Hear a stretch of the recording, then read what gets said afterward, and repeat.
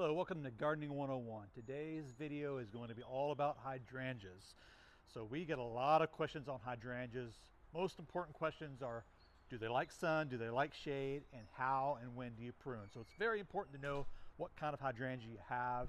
We basically have 4 different groups of hydrangeas. The first group is called big leaf hydrangea or hydrangea macrophylla. So these are the ones that have the big blue or pink flowers.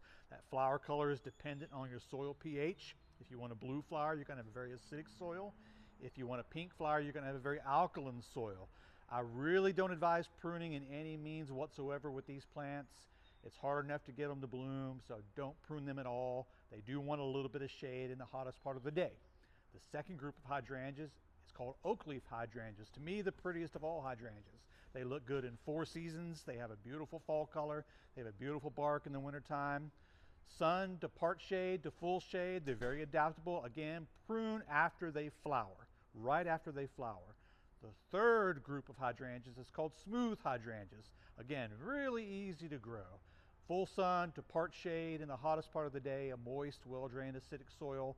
I would cut these guys to the ground every spring. They flower on new wood, so they're very easy.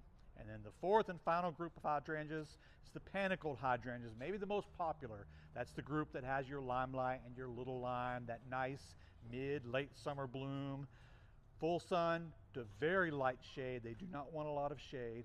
And again, prune them hard in the spring before they flower, and that's really all you have to do.